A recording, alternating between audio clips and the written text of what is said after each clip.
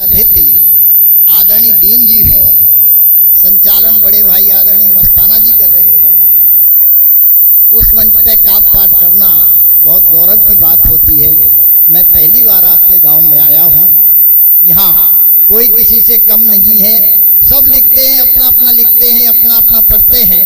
इसलिए भैया कोई खास बात है क्या? ज्यादा बात कर रहे हैं आप कि कौन है अंतिम यहाँ पर, कौन पहला है?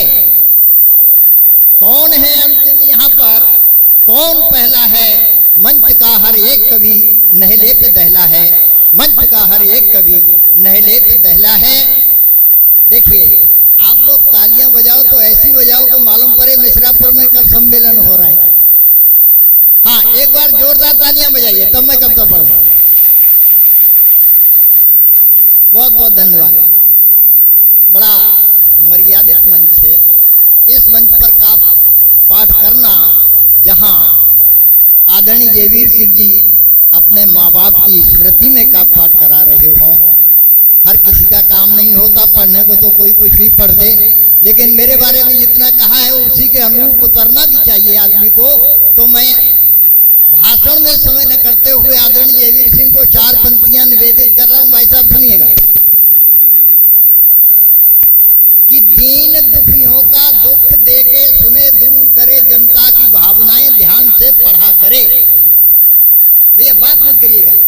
दीन दुखियों का दुख देके सुने, दूर करे जनता की भावनाएं, ध्यान से पढ़ा करे। दूसरों के मान सम्मान स्वाभिमान हेतु परहित आनमान शांत अड़ा करे। दुर्जनों के दंभ भ्रष्टाचार को उखाड़ फेंक, उन्नत की नित्य नई सीढ़ियां चढ़ा करे। और पुत्र है वही सुपुत्र, पूजनीय सर्वत्र, निज नाम दुनिया में बाप से बड़ा करे। निज नाम दुनिया में बाप से बड़ा करे, निज नाम दुनिया में बाप से बड़ा करे। और लोग कहते हैं कि लोग अपने पूर्वजों को भूल जाते हैं। मैं 4 पंक्तियों में निवेदित कर रहा हूं कि अनहित औरों का जो चाहे हम ऐसी फरियाद नहीं है। अनहित औरों का जो चाहे हम ऐसी फरियाद नहीं है। गरम हवाओं से जो पिघले हम ऐसी फौलाद नहीं है। और तुम्हें संजोकर हम रखेंगे, तुम्हें संजोकर हम रखेंगे। ये विश्वास बनाए रखना, अपने पुरखों को जो भूले हम ऐसी औलाद नहीं है। अपने पुरखों को जो भूले हम ऐसी औलाद नहीं है, हम ऐसी औलाद नहीं है। और ये तो मंच की मर्यादा थी जो पूरी करनी थी। इसके बाद जिसके लिए मुझे जाना जाता है, कुछ पंक्तियां माता जी और पिताजी के लिए। और भैया ये क्या बात है? क्या से अपनी धारा में आइए। नहीं, वैसे कभी लोग बहुत पसीना बहा रहे हैं जब से, ऐसी क्या बात है कि केवल परहित ही जिनके जीवन का लक्ष्य हुआ करता है। सुनिए भैया, केवल परहित ही जिनके जीवन का लक्ष्य हुआ करता है। लोक स्वार्थ का कभी पसीना जिनके नहीं हुआ करता है। जिनकी सांसों का हर एक पल औरों के हित में होता है। जिनके जीवन के विषयों से धरती का कण कण रोता है। और जिनके पद चिन्हों पर चलकर नई राह जारी होती है। मानवता भी जिनके सत्कर्मों की आभारी होती है। जिनके पद पर चलकर नई राह जारी होती है। मानवता भी जिनके सत्कर्मों की आभारी होती है। जो जीते जी हैं समाज के, मर समाज के हो जाते हैं। इस दुनिया में युगों युगों तक ये सदैव पूजे जाते हैं। इस दुनिया में युगों युगों तक ये सदैव पूजे जाते हैं। ये सदैव पूजे जाते हैं। अब मैं मंच की मर्यादा का पालन करने के बाद अपने उस रूप में आ रहा हूं जिसके लिए बुलाया जाता है। व्यंग के लिए बुलाया जाता हूँ, हास्य भी मिश्रित है। तो साहब व्यंग सुनिएगा, मंच का ध्यान चाहूंगा कि एक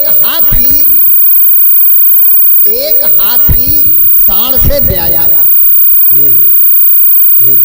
एक हाथी सांड से ब्याया। मेरा मित्र बोला समझ में नहीं आया। हाथी और सांड से असंभव, ऐसा कभी नहीं हो सकता। हाथी और सांड से असंभव, ऐसा कभी नहीं हो सकता। मैंने कहा मित्र, अपने देश में कुछ भी असंभव नहीं है, यहाँ सब संभव है। अपने देश में कुछ भी असंभव नहीं है, यहाँ सब संभव है। जब घड़े से सीता, लोटे से अगस्त्य और कर्ण पैदा होकर कान से बाहर आ सकता है, तो हाथी सांड से क्यों नहीं जा सकता है? वाह वाह वाह वाह, बहुत अच्छे, वाह। हिंदुस्तान में कवियों की मुख्य धारणा होती है दिल्ली के लाल किले से काव्य पाठ करना, और जो कवि दिल्ली के लाल किले से कविता पढ़ लेता है वो कवि मोक्ष को प्राप्त हो जाता है, उसे मोक्ष मिल जाता है, फिर उसके लिए कोई चीज बाकी नहीं रहती। लेकिन कुछ ऐसे होते हैं कि वहां मौका नहीं मिलता हम जैसों को, तो ऐसा नहीं कि तुमने ये किया तो हम ऐसा करेंगे। इस पे एक कविता है, साथ सुनिएगा। पानी ने हमें जरूरत नहीं। हाँ, कि एक अंतरराष्ट्रीय कवि पर, व्यंग सुनिएगा साहब, कि एक अंतरराष्ट्रीय कवि पर कविता की ऐसी खुमारी चढ़ी कि उसने दिल्ली में कुतुब मीनार की चोटी के ऊपर खड़े होकर कविता पढ़ी। एक अंतरराष्ट्रीय कवि पर कविता की ऐसी खुमारी चढ़ी कि उसने दिल्ली में कुतुब मीनार की चोटी के ऊपर खड़े होकर कविता पढ़ी। कभी भी श्रोता भी उसकी एक एक पंक्ति को अच्छी तरह गुन रहे थे, और आगरा में ताजमहल की मीनारों पर बैठकर कविता सुन रहे थे। एक अंतरराष्ट्रीय कवि पर कविता की ऐसी खुमारी चढ़ी कि उसने दिल्ली में कुतुब मीनार की चोटी के ऊपर खड़े होकर कविता पढ़ी। श्रोता भी उसकी एक एक पंक्ति को अच्छी तरह सुन रहे थे, और आगरा में ताजमहल की मीनारों पर बैठकर कविता सुन रहे थे। कभी भी कमाल का, कभी भी कमाल का, कविता को ऐसा मोड़ देता था कि प्रारंभ कहीं से करे, अंत पाकिस्तान से जोड़ देता था। कभी भी कमाल का, कविता को ऐसा मोड़ देता था कि प्रारंभ कहीं से करे, अंत पाकिस्तान से जोड़ देता था। पाकिस्तान का गुरूर तोड़ देता था, निब्बू सा निचोड़ देता था, नक्शे से फाड़ देता था, और दिन में 3-4 बार झंडा इस्लामाबाद में गाड़ देता था। बहुत अच्छे, वाह। दिन में 3-4 बार झंडा इस्लामाबाद में गाड़ देता था।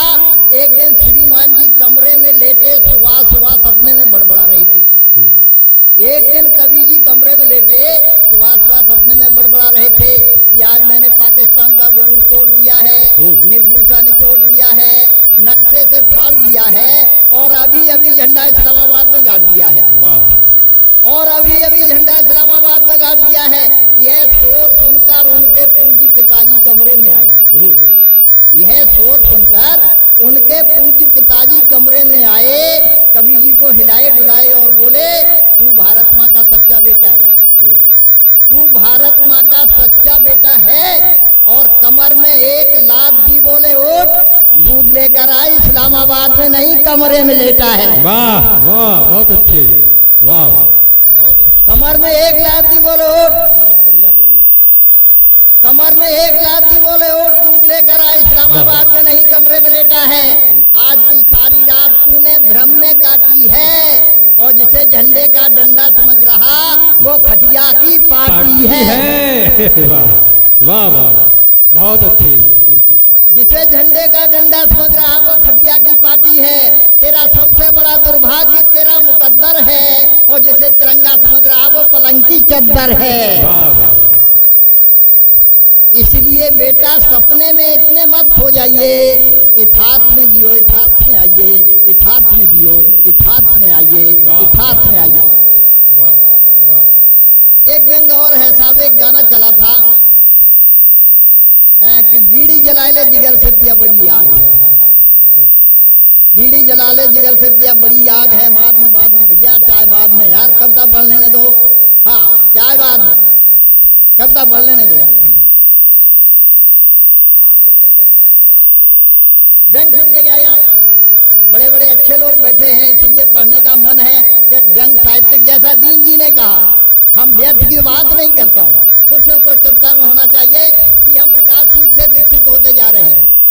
मस्ताना जी, हम विकासशील से विकसित होते जा रहे हैं, इसलिए माचिस के बजाय जिगर से बीड़ी जला रहे हैं। वाह वाह वाह वाह वाह।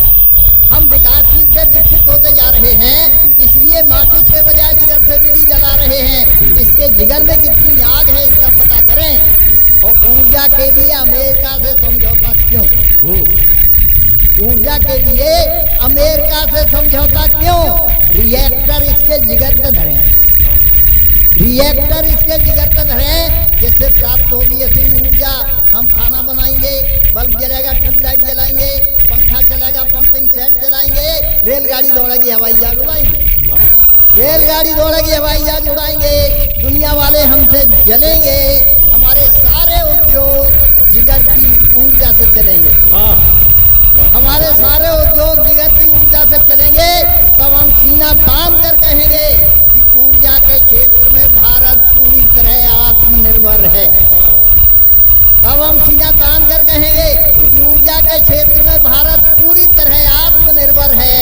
यहाँ हर जिगर में बिजली घर है, यहाँ हर जिगर में बिजली घर है, लेकिन इसके शॉर्ट सर्किट से, लेकिन इसके शॉर्ट सर्किट से ये समाज जलकर राख न हो जाए, इस बात का डर है, डर है, डर है। इसलिए जिगर की ऊर्जा को सड़कों पर मत खपाइए, इसे देश की समृद्धि और विकास में लगाइए, देश की समृद्धि और विकास में लगाइए, विकास में लगाइए, विकास में लगाइए। करवा चौथ और साहब व्यंग एक और सुन लीजिएगा कि चुनाव के चर्चे बड़े थे, चुनाव के चर्चे बड़े थे। एक चुनावी क्षेत्र में केवल 2 ही प्रत्याशी खड़े थे, चुनाव के चर्चे बड़े थे। एक चुनावी क्षेत्र में केवल 2 ही प्रत्याशी खड़े थे। दोनों की चर्चा थी, दोनों का शोर था, दोनों की चर्चा थी, दोनों का शोर था, क्योंकि उनमें एक डाकू दूसरा चोर था। वाह वाह वाह वाह वाह, क्योंकि उनमें एक डाकू दूसरा चोर था। दोनों में से किसी एक को चुनना जरूरी है। वो जनता डाकू चुने या चोर, मजबूरी है, मजबूरी है, मजबूरी है। नकल वाली या करवा चौथ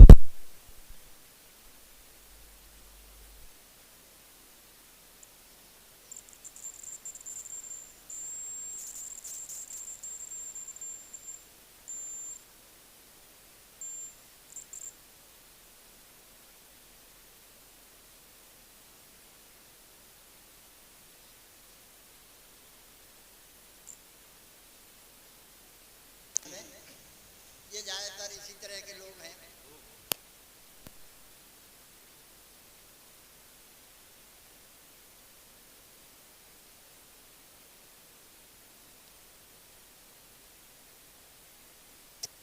और विधुर वो होता है कि शादी तो हुई, लेकिन बेचारा बीच में दुर्भाग्यवश विधवा हो गया, वो विधुर होता है। तो पंक्तियां सुनिए कि विधुर अकेलो विधवा के घर आए जाए, विधुर अकेलो विधवा के घर आए जाए, सोच लो कि कोई अनहोनी होने वाली। विधुर अकेलो विधवा के घर आए जाए, सोच लो कि कोई अनहोनी होने वाली है। अंटा चढ़ घंटा भर केस बिखराए खड़ी, सुमुख सुलोचन तो घटा छाने वाली है। और रड़ुअन के गांव में डोले श्रृंगार कर, रड़ुअन के गांव में डोले श्रृंगार कर, कामिनी कटीली कोई मौत की दुनाली है। और 60 साला डोकरा और डोकरी हो टिप टॉप, जान लो कि अब करवा चौथ आने वाली। वाह वाह वाह वाह वाह वाह। देखिए साहब, ये विद्यालय में कब सम्मेलन हो रहा है, और अगर विद्यालय की कोई बात न कही जाए तो बात जो थोड़ा अधूरी रह जाती है। एक छोटी सी व्यंग रचना है कि मैं बोर्ड की परीक्षा हो रही है, मैं एक क्लास में ड्यूटी दे रहा हूँ और एक लड़का नकल कर रहा है, मैं उसको रोक रहा हूँ। मेरी और उसकी बातचीत है कि परीक्षा हाल में अध्यापक ने नकल करते हुए छात्र को डांटा, परीक्षा हाल में अध्यापक ने नकल करते हुए छात्र को डांटा कि मिस्टर ये नकल का जाल मत पसारिए, जो कुछ हो चुपचाप निकालिए, जो कुछ हो चुपचाप निकालिए। खड़े होकर छात्र ने पेंट में हाथ डाला, 24 इंची रामपुरी निकाला। वाह, 24 इंची रामपुरी निकाला, बड़े गौरव से खोला, मुस्कुरा के बोला, गुरुजी निकाल। गुरुजी निकालूं नकल अपनी या आते आपकी? वाह वाह वाह। नकल अपनी या आते आपकी? कसम खाइए माई बाप की कि परीक्षा हाल में यदि कोई अकड़ा या किसी ने पकड़ा तो सारे बंधन तोड़ूंगा, फ्लाइंग स्क्वाड को भी नहीं छोड़ूंगा, फ्लाइंग स्क्वाड को भी नहीं छोड़ूंगा। 3 साल से हिंदी में फेल हो रहा हूँ, 3 साल से हिंदी में फेल हो रहा हूँ, लगातार प्रयत्न कर रहा हूँ, इसी क्लास में मर रहा हूँ, आज तक सफल नहीं हो पाए हैं। जब सूरदास याद किए तो कबीरदास आए हैं, आज तक सफल नहीं हो पाए हैं। जब सूरदास याद किए तो कबीरदास आए हैं। कभी मीरा ने रुलाया है, कभी तुलसी ने फंसाया है। गुरुजी आप भी मत सताइए, गुरुजी आप भी मत सताइए, चुपचाप बैठ जाइए या फिर आखिरी इच्छा बताइए, नहीं तो मैं उद्घाटन कर रहा हूँ, नहीं तो मैं उद्घाटन कर रहा हूँ। गुरुजी ने कांपते हुए कहा, हे कलयुगी शिष्य, आप और देश का भविष्य, कोई माने या न माने ऊपर वाला जाने। हे महान होनहार, देश के भावी कर्णधार, पढ़ने में श्यार, नकल में होशियार, इसे छुपाइए और जो कुछ करना है करते जाइए, करते जाइए, करते जाइए।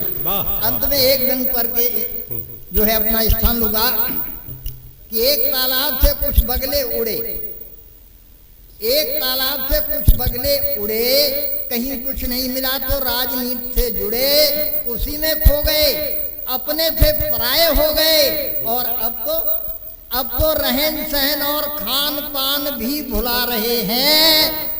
कीचड़ चचोरते थे काजू खा रहे हैं, कीचड़ चचोरते थे काजू खा रहे हैं, काजू खा रहे हैं। और इस गांव से मेरा क्या रिश्ता है? 4 पंक्तियां कि चंदा मामा और परियों की नई कहानी की, चंदा मामा और परियों की नई कहानी की, बैठ बाग में खाया करते थे बुढ़धानी की, बंद हुए स्कूल छुट्टियां हो गई गर्मी की, याद बहुत आने लगती थी नाना नानी की, नाना नानी की, नाना नानी की। जय हिंद।